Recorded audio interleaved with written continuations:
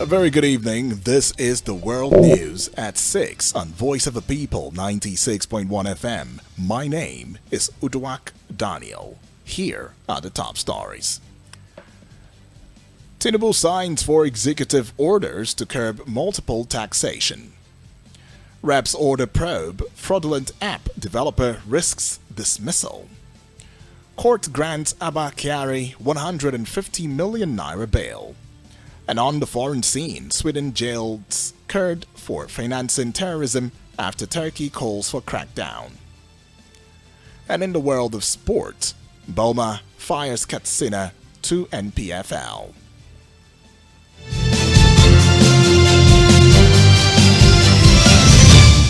And now the news in detail.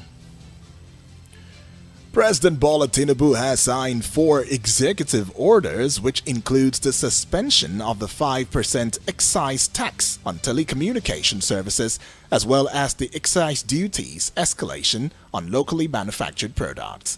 The special advisor to the president on special duties, communications and strategy, Dele Alake, disclosed this while briefing journalists at the presidential villa Abuja. According to him, President Bola Tinubu also signed the Finance Act Order 2023, which now defers the commencement date of the changes contained in the Act from May 23, 2023 to September 1, 2023. He explained that this is to ensure adherence to the 90 days minimum advance notice for tax changes as contained in the 2017 National Tax Policy. President Tinubu also signed the Customs Excise Tax Tariff Amendment Order 2023, shifting the commencement date of the tax changes from March 27, 2023 to August 1, 2023, and also in line with the National Tax Policy. Alake added that the president also ordered the suspension of the newly introduced green tax on single-use plastics, including plastic containers and bottles. President Bola Tinubu also ordered the suspension of import tax adjustment levy on certain vehicles. According to Alake, the president issued these orders to ameliorate the negative impacts of the tax adjustment on businesses and chokehold on households across affected sectors. In the meantime, President Bola Ahmed Tinubu has written to the House of Representatives to note the appointment of new service chiefs in the country. In the letter read by Speaker Tajuddin Abbas at plenary, the President invited the House to note the current security situation in the country, which requires concerted effort of both the legislative arm and the executive. He said that the names of the service chiefs have also been sent to the Senate for confirmation. President Tinubu urged the House to accord the new military helmsmen the necessary regards. Still from the House of Representatives, the House of Representatives has resolved to investigate the alleged forgery of the UTME result by Ejikeme Mesoma. The House passed the resolution during the plenary following the adoption of a motion sponsored by the People's Democratic Party lawmaker from Rivers State, Abiante Awaji Inombek. The embattled 19-year-old Anambra student Ejikeme had been in the news following allegations of UTME score forgery by the Joint Admission and Matriculation Board, JAMB. Ejikeme claimed to have scored 362 against 249 recorded by JAMB. The lawmakers also asked JAMB to rescind the 3 years ban imposed on the pupil pending the outcome of the investigation. Leading the debate on motion, Abiante said JAMB was ascribing to itself the powers to accuse, investigate and prefer punishment without giving the opportunity of a fair hearing. The Senate today passed legislation against the concession of Aminu Kano International Airport, Kano, Nnamdi Azikiwe International Airport, Abuja, and other international airports across the country. The Senate made this known after passing a motion by Senator Sumaila Kawu. The Senate agreed that a committee on aviation, when constituted, should investigate the ministry and agencies concerned to report back to the Senate, while condemning in strong terms the concessions of Aminu Kano Airport Nnamdi Azikiwe International Airport, and other airports that were conceded in the same way as they were not conceded in public interest.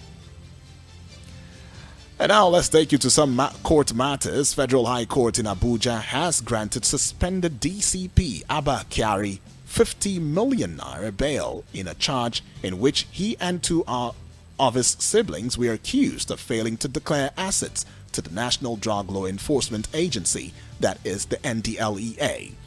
NDLEA had filed a 24-count charge against Kyari and his brothers Mohammed Kyari and Ali Kyari. In a ruling today, Justice James Omotosho granted conditional bail to Abba Kyari in the sum of 50 million naira with two shorties in like sum. Justice Omotosho added that the shorties must have property worth 25 million naira within the court's jurisdiction, among other conditions. However, the judge held that even when Kyari meets the conditions, the endorsement of his release warrant is subject to developments in a sister case in which he is being tried with 4 others on alleged involvement in dealing illicit drugs. His two siblings were earlier granted bail by Justice Omotosho. In a bid to understand why DCP Kyari was granted a conditional bail along his siblings, Barrister Victor Omerua is here.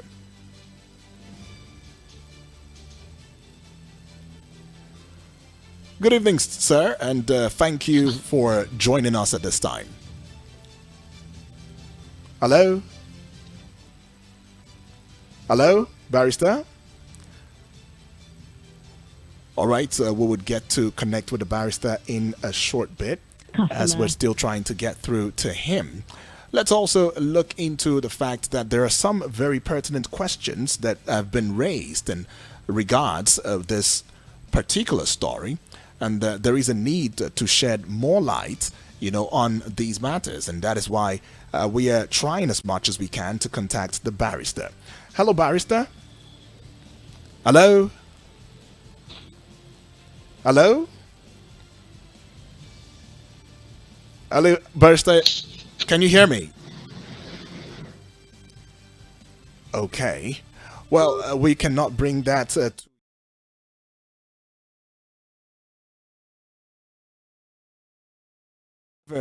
Let us get on and have you know that the Nigerian Association of Resident Doctors, that is the NARD, has issued a 2-week ultimatum to the federal government to meet its demands or risk industrial action in the health sector. According to reports, the association said in a statement,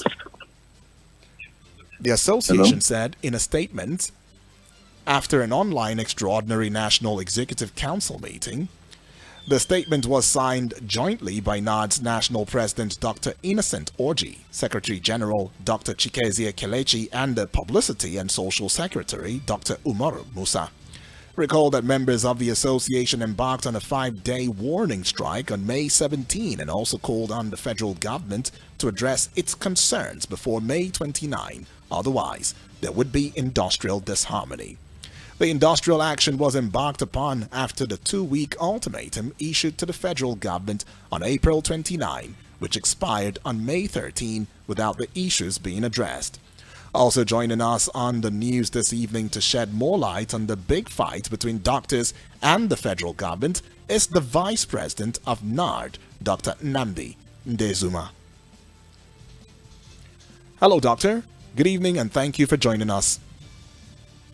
Hello, good evening. Thank you for having me. Very well then.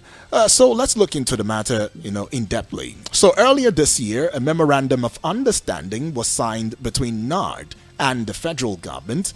What is the level of compliance from the federal government? All right, thank you very much. You recall that in April, an ultimatum was given, and NARD embarked on a 5-day warning strike. And in the course of the strike, a reconciliatory meeting was called by the then Honorable Minister of Labour and Employment, Senator Dr. Chris Ngige. And in that meeting, all PAMSECs of all the relevant ministries were present, and a memorandum of understanding was reached. And most of those agreements were giving timelines And the list of the timelines we have that for the one-on-one replacement of members who are leaving the hospitals, both nurses and doctors. Okay. And it was supposed to, the circular as to the release, or a circular was supposed to be released on the 5th of June, based on the memorandum of understanding. As we speak today, this is 7 weeks post that period, and still that letter hasn't been released. All the agreements that were made or signed under that MOU have not been addressed. So it's actually an emergency, because we have doctors and nurses leaving the hospitals in droves. And we have requested that the method of replacing these people should be seamless. Right. Members are actually breaking down. You get to see one doctor performing the work of 10 people. The waiting time for patients in hospitals are getting longer and longer. And all we're asking for are for, make this, if one doctor leaves, you can't stop people from leaving the country, quite all right. So once somebody leaves, it should be as easy as that to bring another person to replace. All right. That's basically what we're asking. Yeah. Let me also draw your attention to, another matter where one amongst your demands is an immediate implementation of 200% increase in the consolidated medical salary structure.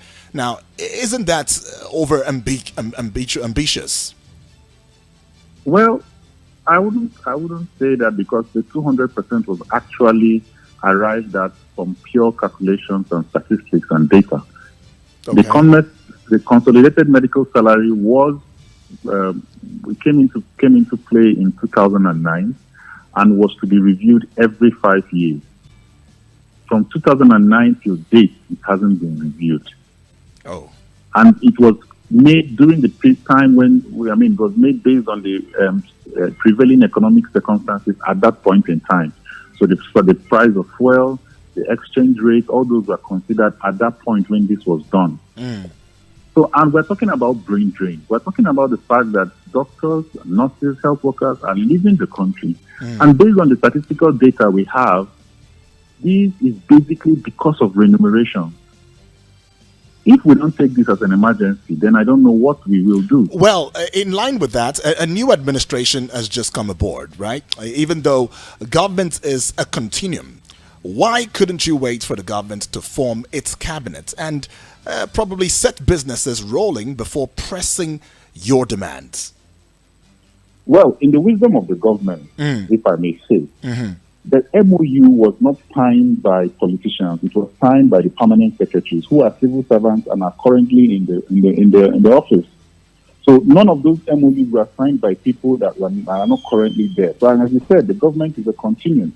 Some of these things that we're not asking for. What's delaying the one-on-one replacement? People are breaking down. Hospitals, the waiting time is getting longer. There are no doctors to treat people, no nurses in the hospitals. So we're asking for people to come and replace and just get us a circular so that we can activate this process and make things easier. Does that require? An MOU has been signed. Does that require a minister? But isn't this just like an ambush to the Tinubu's administration? Well, you know that we suspended the strike immediately after our last ordinary general meeting. Okay. And based on that, we decided to give the government some time. And between that time and now, we have been up and about different ministries, and we can't really see any headway. There are no signs that these things are going to be sorted out. And that's why this ultimatum is just like a call to the government to remind them that, look, there are some pending things that should be addressed immediately. At least put some things in place for those immediate things. And then other things can go on. Well, I want to say a big thank you to you, Doctor, for adding your voice on the matter. Thank you so much for your time. It's a pleasure. Wonderful.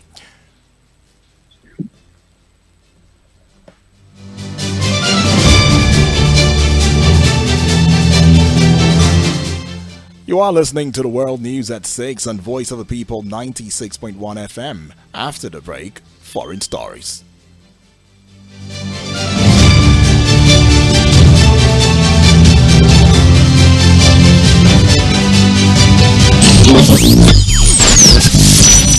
people, can I have your attention, please? You say, tell us the news. And now, here it is. Voice of the People, 96.1 FM. Now, you have a voice. National League playoffs in Asaba. Prolific striker Victor Mboma converted the penalty that helped Katsina beat Pillars 1-0 to secure their place in the NPFL, while the defeat didn't affect Kano Pillars' fate.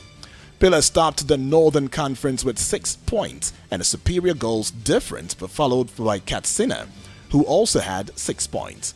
Both Pillars and Katsina were relegated from the NPFL at the end of the 2021-2022 season.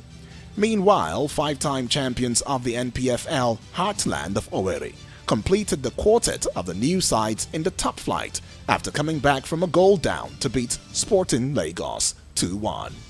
The Naze Millionaires also returned to the top flight just one season after the relegation. And now to wrap up, here again are the top stories. We told you Tinubu signs for executive orders to curb multiple taxation. We also told you reps order probe fraudulent app developers risks dismissal. Earlier on the headlines, court grants Abba Kyari 50 million naira bail. And on the foreign scene, Sweden jails Kurd for finance and terrorism after Turkey calls for crackdown. And in the world of sport, Mboma fires Katsina to NPFL. And that is a wrap on the World News at 6. The news was edited and compiled by Alice Ennis and produced by Udwak Daniel. Good evening.